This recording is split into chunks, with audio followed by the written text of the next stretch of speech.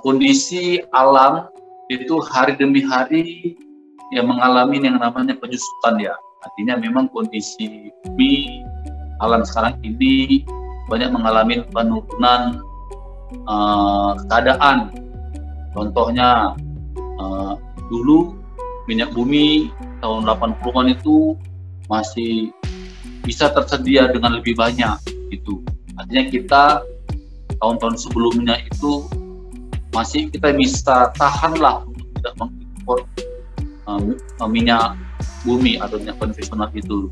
Tapi dengan berjalannya waktu, nah kondisi alam yang sudah mengalami degradasi atau penurunan itu akan membuat minyak fosil ini juga ketersediaannya semakin berkurang.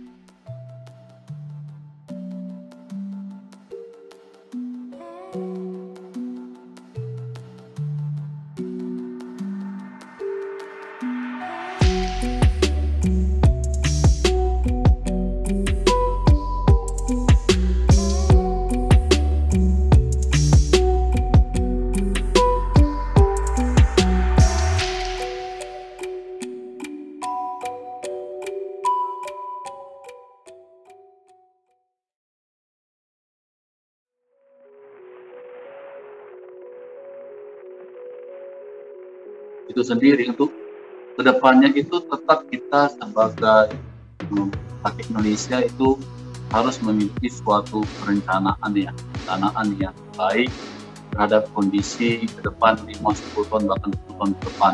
Karena kenapa? Karena memang kondisi sekarang ini kita harus memiliki suatu ide-ide yang kreatif untuk bisa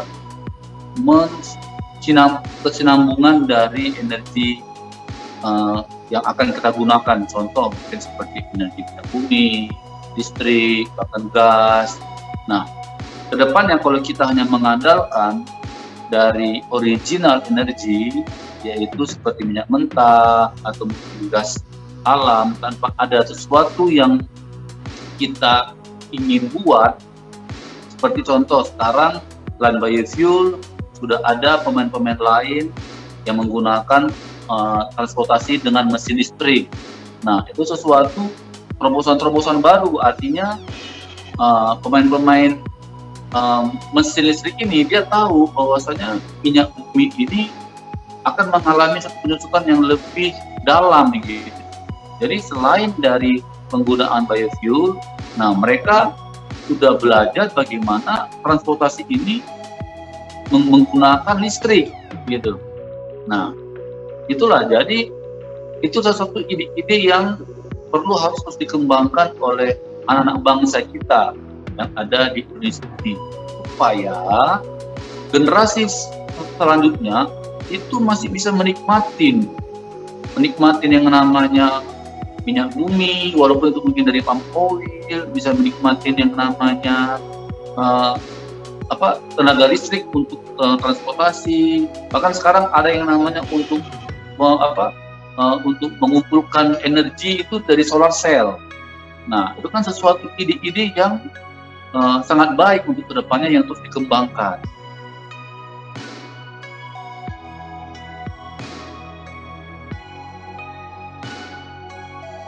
energi kita, terutama di bangsa kita ini, itu tetap harus dipertahankan. Artinya kita sebagai anak-anak bangsa harus bisa terus mereview, terus membuka suatu wawasan apa yang harus kita lakukan ke depannya untuk energi terhadap bangsa kita. Contoh, nah sekarang sudah ada biofuel, yaitu yang namanya biodiesel. Nah, ada lagi yang namanya biogas. Biogas itu ialah dari limbah menghasilkan listrik, limbah sawit menghasilkan listrik. Nah, ada yang namanya bioetanol, itu dari minyak jarak yang difermentasikan dia menjadi bioetanol. Artinya kalau orang bilang sekarang premium lah, seperti itu. Nah, itu salah satu kreativitas dari kita yang terus harus digali dan digali. Karena kenapa? Karena sekarang kita harus mulai berpikir ke depan yang lebih luas, apa yang harus kita kembangkan lebih lagi untuk energi. Karena kenapa? Karena kalau energi ini sudah habis dan tidak ada pengembangan, kita nggak bisa berbuat apa-apa.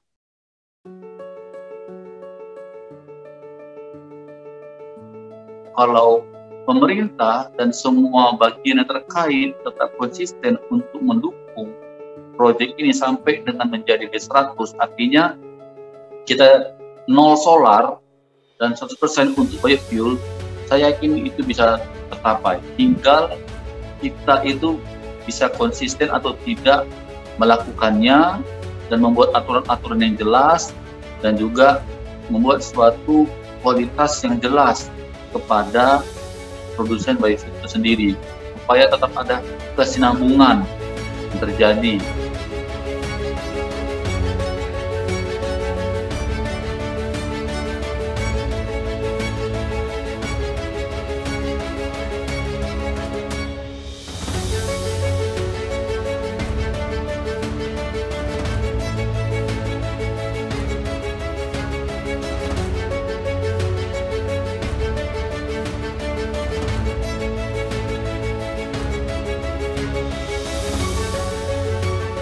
Kedepannya salah satu bidang yang penuh tantangan ialah energi. Jadi kalau suatu bangsa dia kuat dalam hal energi, bangsa itu akan lebih cepat maju. Nah, itulah yang kita harus bisa pikirkan dari mulai saat ini. China, dia bisa lebih cepat maju. Karena kenapa? Dia terus mengembangkan energi. Bahkan sekarang dia membuat matahari buatan untuk sebagai energi listrik yang dihasilkan untuk negaranya.